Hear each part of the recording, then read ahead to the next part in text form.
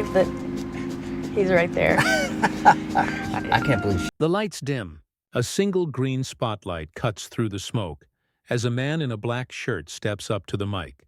His voice rasps with fury and truth. "Don't want to be an American idiot." And the crowd explodes into chaos. For decades, Billie Joe Armstrong has been the raw, beating heart of punk rock, a poet with eyeliner, a rebel with a guitar, and a soul that never stopped burning. But behind the loud chords and wild energy, there was a darkness creeping in. Addiction, anger, exhaustion, and the crushing weight of fame. How did a kid from a small town in California become the voice of a generation, only to almost lose himself to the very world he conquered? This is the story of rebellion and redemption, of a boy who turned his pain into anthems and his chaos into art. Before the fame, before the stadiums, before the scandal, there was just Billie Joe, a guitar, and a dream that refused to die. Billie Joe Armstrong was born on February 17, 1972, in the working-class town of Rodeo, California, a quiet suburb smelling of diesel and sea salt. He was the youngest of 6 children in a noisy, loving, and struggling household. His father, Andy Armstrong, was a jazz musician who drove trucks to make ends meet. His mother, Ollie, worked long shifts as a waitress but filled the home with country music and warmth. Music was the family's heartbeat. At 5 years old, Billie Joe recorded his very first song, "Look for Love," in a small local studio, a moment his father proudly captured on tape. But just a few years later, tragedy struck. Andy Armstrong died of esophageal cancer when Billie Joe was only 10. The night before his father passed, Billie Joe sang him a song to help him sleep. The next morning, his hero was gone. That loss carved something permanent into his soul, a wound that would later bleed through his lyrics. He refused to attend school the next day, locking himself in his room, singing "Wake Me Up When September Ends," decades before it was ever written. Raised by his mother alone, Billie Joe found solace in the guitar Andy had given him, a blue Stratocaster he would later name Blue. In the chaos of grief and adolescence, music became his compass. By 13, he met Mike Dirnt, a quiet kid with the same wild spark. Together they started skipping school, writing songs, and dreaming of something bigger than their small California town. 2 misfits, 1 dream, and a promise that they'd never let the world tell them who to be. By the late 1980s, punk was fading from the mainstream. But in the garages and basements of California, it was still alive, loud, and raw. At just 14 years old, Billie Joe and Mike Dirnt formed their first band, Sweet Children. They played at tiny clubs, pizza parlors, and youth centers, anywhere that would let them plug in an amp and scream their hearts out. They were broke, reckless, and unstoppable. Most nights ended with no money, just ringing ears and a few bruises. But for Billie Joe, every chord was oxygen. Every shout from the crowd, even if it was only 5 people, was proof that he was alive. In 1989, they caught the attention of Lookout Records, a small independent label in the East Bay punk scene. They changed their name to Green Day, a slang term for spending an entire day smoking weed, a perfect reflection of their rebellious humor. Soon after, they released 39 Smooth, followed by Kerplunk, albums that captured youth, confusion, and fire. Then came the turning point. Reprise Records, a major label, saw potential in the chaos and offered them a contract. The underground community called them sellouts, punks who betrayed their roots. But Billie Joe didn't care. He wanted the world to hear what he had to say. In 1994, Dookie exploded like a grenade, selling millions of copies and redefining modern punk. Songs like Basket Case and When I Come Around became anthems for a restless generation. Billie Joe Armstrong, the kid who once sang to his dying father, had finally made the world listen. But with fame came a new enemy, the pressure of living up to the legend he'd just created. When Dookie hit the shelves in 1994, no one, not even the band, was ready for what followed. Within months, Green Day went from punk club heroes to MTV megastars. Their raw sound, sarcastic lyrics, and unfiltered attitude crashed through pop culture like a shockwave. Punk was back, but this time it was on the radio. Billie Joe Armstrong became the face of a new rebellion. The eyeliner, the messy green hair, the crooked grin. He was chaos wrapped in charisma. Every performance felt dangerous, alive, unpredictable. He wasn't just singing, he was confessing. The world listened, screamed along, and made him their anti-hero. But with success came contradiction. The underground scene that once embraced him now turned their backs. To them, Green Day had sold out. To Billie Joe, it was simple. I didn't sell out, I bought in. He wasn't chasing fame. He was chasing freedom. To scream louder, play harder, and say what others were too afraid to. The years that followed brought platinum albums, sold-out tours, and global fame. Yet Billie Joe felt restless. He began writing deeper, searching for something more than teenage angst.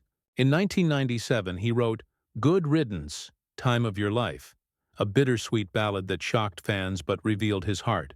It was the moment punk's loudest voice whispered truth instead of shouting rebellion. Then came 2004, and with it, American Idiot. Part rock opera, part political revolution, it turned Green Day into cultural prophets. The album wasn't just music. It was a manifesto against war, against hypocrisy, against apathy. Billie Joe had evolved. From angry kid to storyteller, from rebel to leader. He was standing at the very top of the world. But in the bright glare of fame, shadows began to grow. And soon, the man who gave voice to rebellion would lose control of his own. By the late 2000s, Green Day had become a global phenomenon. Rock operas, Broadway adaptations, world tours, and fame that reached every continent. But behind the stage lights, Billie Joe Armstrong was crumbling. Years of relentless touring, sleepless nights, and the pressure to stay relevant had taken a toll. He was trapped between who he used to be, the rebellious punk kid, and who the world demanded him to be, a polished rock star. Alcohol became his escape. Prescription pills dulled the noise. The more he tried to numb the chaos, the louder it grew. In 2012, during the Radio Festival in Las Vegas, everything exploded. Green Day was told their set would be cut short, and Billie Joe snapped. He smashed his guitar, screamed into the mic, his voice shaking with rage. "I'm not Justin Bieber, you motherfires! I'm all." Then he stormed off the stage, leaving thousands stunned and silent. The next day, his management announced he was entering rehab. The headlines were merciless. Green Day meltdown? Punk legend falls apart? For the first time in decades, Billie Joe wasn't on stage. He was alone, facing the man he had been running from for years.